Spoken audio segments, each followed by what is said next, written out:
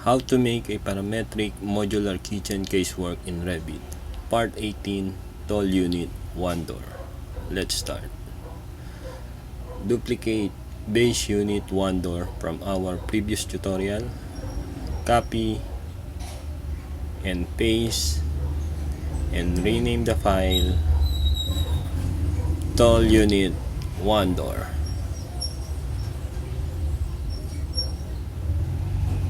Okay, next, open the file,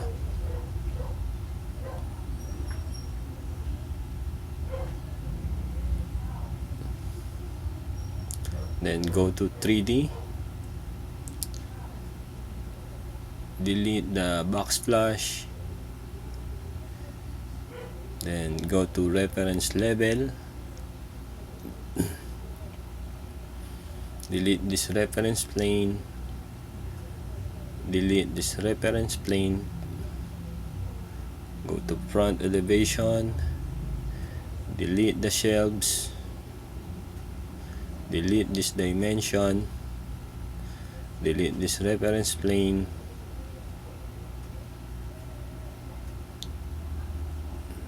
then go to family types. Let's delete the double shelves parameters, delete the single shelf and the backsplash, delete. Okay, next, select the countertop, modify and rename the parameter to top trim on off. Okay, next, delete the backsplash parameter. Okay, the countertop, select, modify and rename the parameter to top trim finish.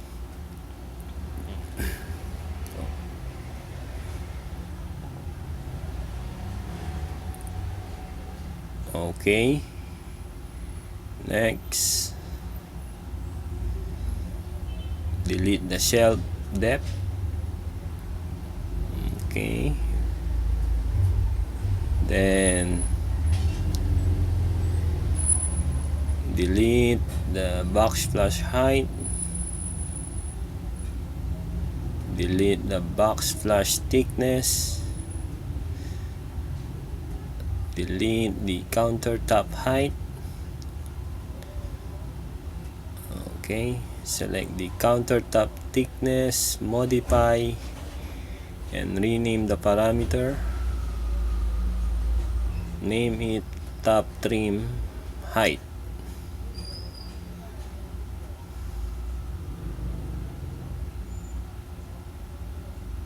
Okay, next, select the module, modify, rename the parameter to base module height.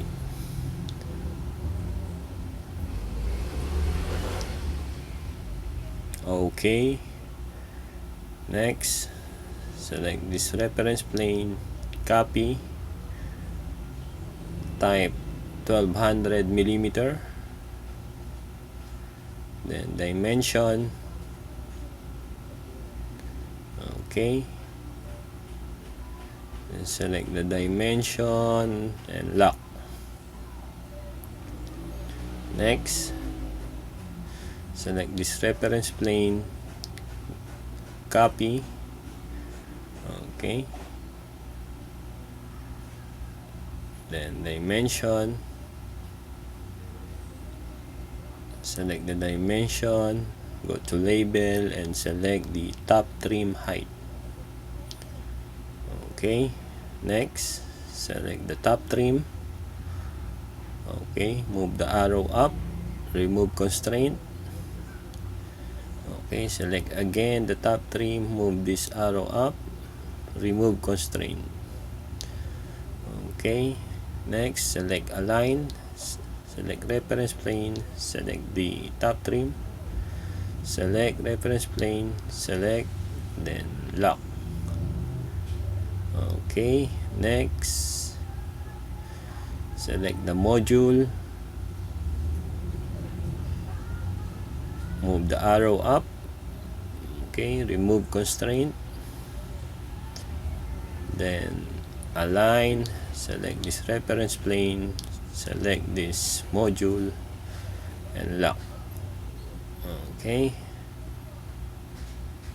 let's go to 3D wireframe, select the void, move the arrow up.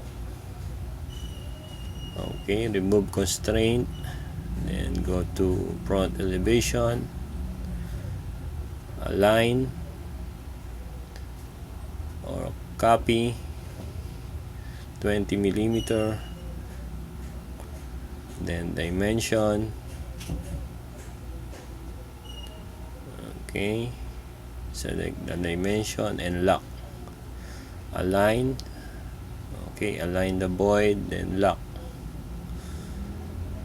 Okay, back to 3D, go to select realistic. Okay,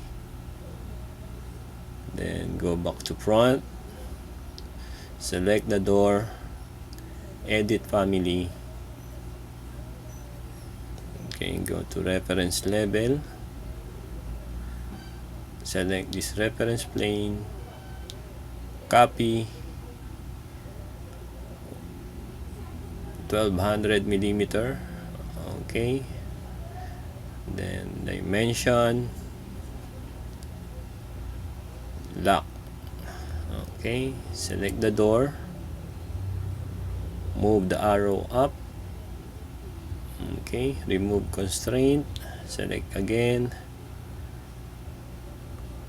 move the arrow up, then align, select this reference plane, select the edge of the door, and lock. Okay, next. Okay, let's load the family, select the tall unit 1 door, no. Okay, overwrite the existing. Okay, then next, select this reference plane, delete. Okay, next, dimension, select this reference plane and this reference plane.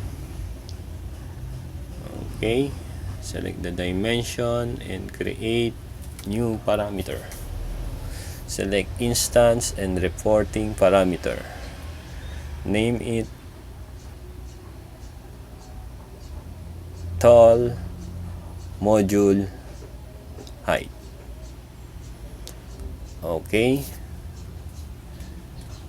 next, go back to 3D. Okay, soon to fit, go to family types. Let's rename this type to TU1D or tall unit 1 door, and let's change the height to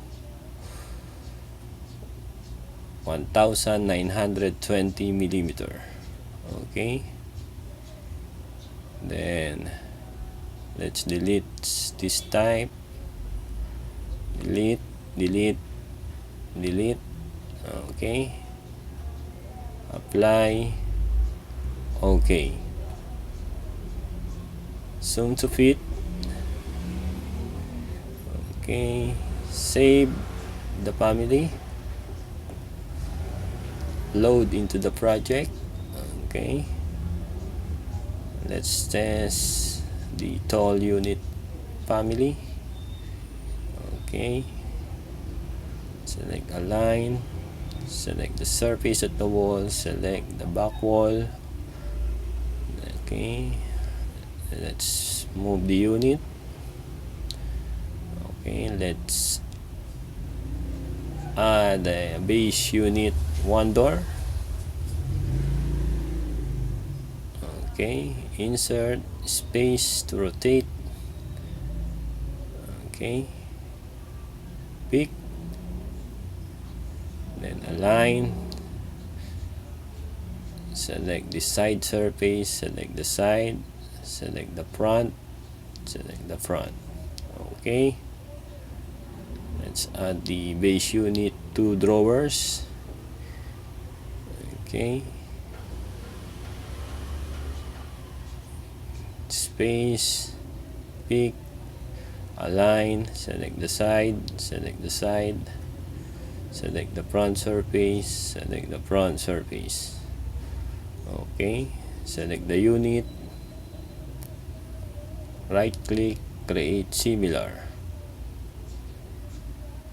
Okay, pick, then align, select the side surface, select the side. Okay, then let's add the tall unit, select, create similar. Okay, pick, align, let's select the surface of the wall, select the back surface of the unit, select the side and side. Okay, select again, create similar. Okay, space to rotate. Okay, pick, align, select the side, select the side, select the front, select the front. Okay, next let's create some overhead or the top trim.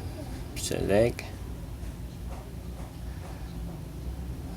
go to edit type, duplicate, let's rename the type, let's add top trim only.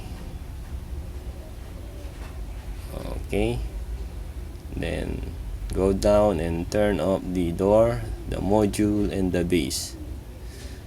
Okay, next align, select the side, select the side, select the front and the front, select the unit, mirror, type select the side. Okay, mirror again, select the side. Okay, go to edit type, let's change the height of the top trim height to 0.4 meters. Apply. Okay, then let's select the unit, the tall unit, go to edit type, let's change the top trim height to 0.4 also. Okay, then let's change the top trim finish to oak white. Same with the door. Okay, oak white door. Okay, okay, then let's select this unit, go to edit type, change the materials to oak white door. Okay, search, type oak. Okay, okay, okay, next let's add the tall unit end panel. Okay, insert,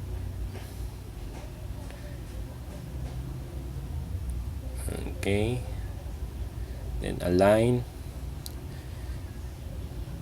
select the side surface, select the side surface, select the front surface, select the front, select the end panel, go to edit type and change the top trim height to 0.4. Okay, okay, create similar. space to rotate, align, select the side surface, select the side surface, select the front, select the front.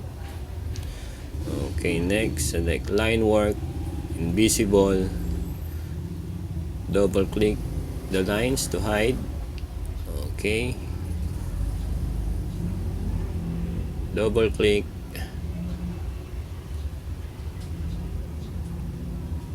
Okay, done. Thank you.